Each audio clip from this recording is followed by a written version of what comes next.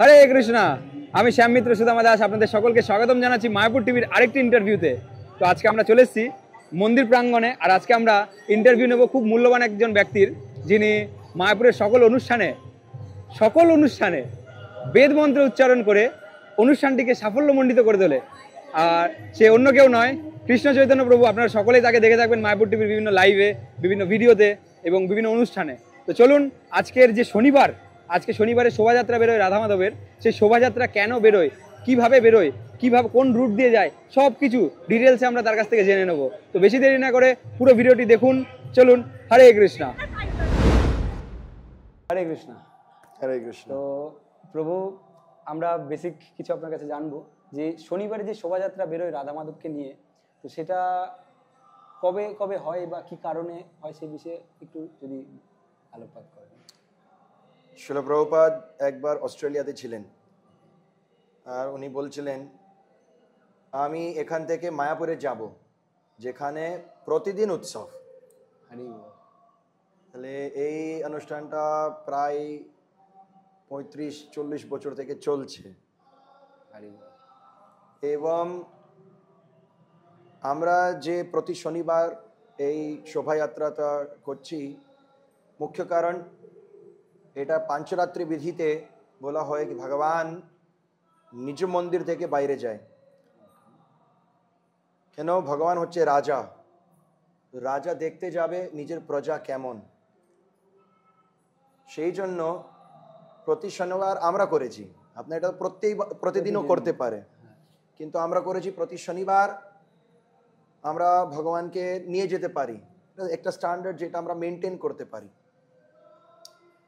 আর ভালো মতন সুন্দর সাজিয়ে ভগবান বাইরে যায়, সবার সঙ্গে মিলে ভক্তরা নিজের হাতে রান্না করে ভগবানকে খাওয়াতে পারে, ওনার জন্য মালা গাঁথিয়ে ওনাকে পরান, ওনার আরতি হয়, কীর্তন হয়। বিভিন্ন বিভিন্ন জায়গায় যেখানে ভগবান দাঁড়ায় ওই জায়গায় কোনো ভক্তরা রঙ দিয়ে রঙ্গোলি করে, কিছু ভক্তরা ফুল দিয়ে রঙ্গোলি বানায়। এটা ভগবানের সঙ্গে পার্সোনাল কানেকশন, আমি রাধা মাধবের জন্য ডাইরেক্টলি সেবা করতে পারছি। সেই জন্য রাধা মাধব গৌরনিতাই প্রতি শনিবার বাইরে যায়। এবং আমরা এটা শুধুমাত্র 4 মাস, কার্তিক পূর্ণিমা থেকে দোল পূর্ণিমা পর্যন্ত। কেন? এখন এই টাইম সেফ টাইম মানে জোর বৃষ্টি নেই, নাহলে বাংলায় তারপরে দিনে জোর বৃষ্টি হতেই থাকে। দোল পূর্ণিমা চলে গেল, তারপরে আমার স্টর্ম সিজন, ওইটা চলে যাওয়ার পর অনেক রোদ্দ থাকে, তারপরে আবার বর্ষা ঋতু চলে আসে। তাহলে এই 4 মাস আমরা জানি বৃষ্টি হচ্ছে না, বেশি ভাগে বড় বড় বৃষ্টি হয় না। আমরা শনিবার ভগবানকে বাইরে নিয়ে যেতে পারি। সেই জন্য প্রত্যেক শনিবার কার্তিক পূর্ণিমা থেকে দোল পূর্ণিমা পর্যন্ত আমরা ভগবানকে, শনিবার কেন চুজ করা হয়েছে? আগামীকালকে রবিবার, অনেক লোক মায়াপুরে আসে। কবে আসবে? শুক্রবার রাত্রে আসবে, না হলে শনিবার সকালে আসবে, রবিবার অবধি থাকবে, রবিবার কি বলে মধ্যাহ্নে আবার রিটার্ন চলে যাবে।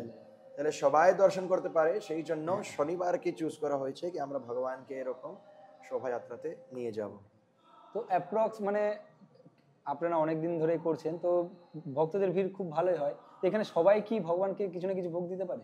হ্যাঁ, যে মানে কেউ ধরুন কিছু মিষ্টি আনলো, কেউ কিছু বাড়ি থেকে রান্না করে আনলো, যে কেউ ভগবানকে ভোগ দিতে পারে, রাইট? যে কেউ দিতে পারে, কোনো বাধা নেই। ভগবান সেটা একদম আপনাদের মাধ্যমে সেটা নিয়ে নিচ্ছে। হ্যাঁ, কেন ভগবান তো বাইরে যাচ্ছে যাদের ভক্ত দেখতে যে আমার কোন ভক্ত আছে, কি করছে, আমার প্রজা রাজা আছে না, ও দেখতে যাচ্ছে। ওখানে কোনো ভেদভাব নেই না, যে বানিয়ে নিয়ে আসবে প্রেম দিয়ে বানাচ্ছে, সেই জন্য ভগবানকে অর্পণ করা হচ্ছে। তো এখন রিসেন্ট আমাদের যে বড় রাধা মাধব, মানে ছোট বিগ্রহের মধ্যে বড় রাধা মাধব যিনি, তিনি বেরোচ্ছেন। এর আগে ছোট রাধা মাধব বেরোতো, রাইট? তো আগে এলিফ্যান্ট প্রসেশন হতো, এখন সেটা রথযাত্রা হয়, শোভাযাত্রা। তো এখন অনেক ভক্তের সমাগম হয়, প্রভুরা সবাই থাকেন।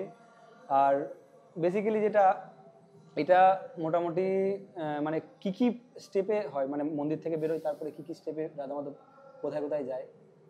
মানে আমার ইসকন ক্যাম্পাসে একটা ভালো একটা রুট আছে। হ্যাঁ, আমাদের শিল প্রভুপাদের সমাধি মন্দির, তার চারদিকে একটা ভালো রুট। আর এই রুটে প্রায় পুরো মায়াপুরটা সেট। শুধুমাত্র ভক্তদের নিবাস স্থান ছাড়া বাকি সব জিনিস পুরো মায়াপুরে এখানে সেট।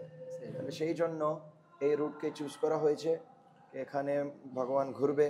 তাহলে প্রথম মন্দির থেকে বাইরে গেলে যখন আমরা পরিক্রমা পথ শুরু করি, প্রথম আসছে আমাদের গোবিন্দার রেস্টুরেন্ট। ওখানে আমার একটা ডিপার্টমেন্ট, গোবিন্দাস একটা ডিপার্টমেন্ট, ওই ডিপার্টমেন্ট ভগবানকে ওখানে নৈবেদ্য ভোগ অর্পণ করছে। আর পূজারীরা ভগবান নৈবেদ্য করার পর আরতি করে। তারপরে সেকেন্ড স্টপ আসছে আমাদের শিল প্রভুপাদের সমাধি টেম্পল। শিল প্রভুপাদের পক্ষে ওখানকার পূজারীরা এসে ভগবানকে আরতি করছে। থার্ড স্টেপ হচ্ছে আমার হাউজিং এরিয়া।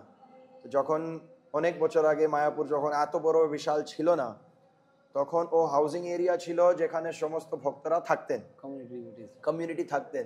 তাহলে ওই জায়গায় পুরো কমিউনিটি এসে ভগবানকে ভোগ নৈবেদ্য করতেন। হ্যাঁ, তাহলে সেই জন্য এখনইও মায়াপুর এত বড় হয়ে গিয়েছে, কিন্তু ওই স্টপটা আছে। ভক্তদের যে গৃহস্থী ভক্তরা যে মায়াপুরে মন্দিরে ডাইরেক্টলি পূজারীদের মতন সেবা করে না, ওনারাও ওখানে এসে ভগবানকে ভোগ নৈবেদ্য অর্পণ করতে পারে। তারপরে আমরা যখন পরিক্রমা চলছে, পিছন সমাধির মন্দিরের পিছন দিকে রাস্তা, ওখানে হচ্ছে অনেক দোকান, ভক্তদের দোকানি, যেখানে ওনারা বিভিন্ন জিনিসটা বিক্রি করে।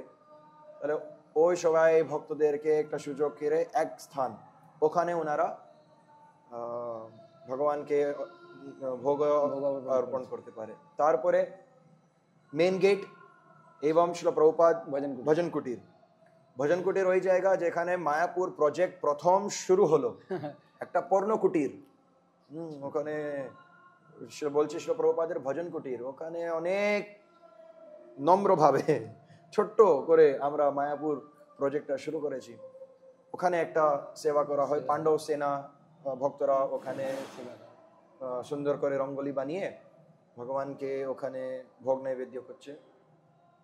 তারপরে হচ্ছে আমাদের জয়পতাকা মহারাজের অফিস, আর ওনার সঙ্গে ট্রেজারি ডিপার্টমেন্ট এবং অন্যান্য ডিপার্টমেন্ট যে আছে ওখানে বলছে লং বিল্ডিং, চক্র বিল্ডিং।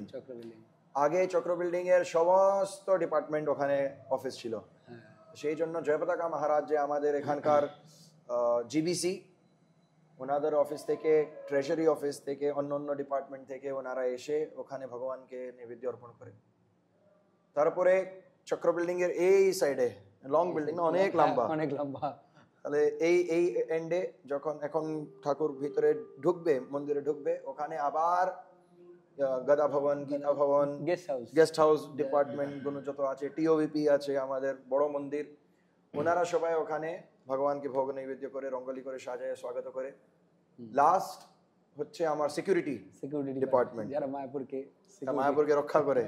ওনারা লাস্ট আরতি ভগবানকে দেখিয়ে তারপরে আবার ভগবান মন্দির ভিতরে ঢুকে যায়। তাহলে এইটা রুট, এটা সমস্ত ভক্তরা সেবা করে। এটা মোটামুটি টাইম শিডিউলটা কখন থেকে কটার সময় শুরু হয়, কখন শেষ হয়? শুরু হয় 5টার সময়, শেষ হতে 6:30 পৌনে 7টা হয়ে যায়। ভিড় উপরে ডিপেন্ড করে। 5টা থেকে শুরু, 6:30 পৌনে 7টা পর্যন্ত চলে। ওকে, তো আমরা মোটামুটি রুট এবং কি কারণে হয় সবই জানলাম। তো প্রভু আপনাদের সবাইকে, প্রভু একবার সবাইকে ওয়েলকাম করে দেন। হরে কৃষ্ণ। তাহলে আপনারা আসুন শ্রীধাম মায়াপুরে। এটা একদম অলৌকিক, এই শোভাযাত্রা একদম অলৌকিক এক্সপিরিয়েন্স আপনার জন্য। একবার যে আসে ও ভুলবে না কেমন ভগবানের সঙ্গে এত সুন্দরভাবে ওনাকে নিয়ে যাওয়া পরিক্রমা হচ্ছে।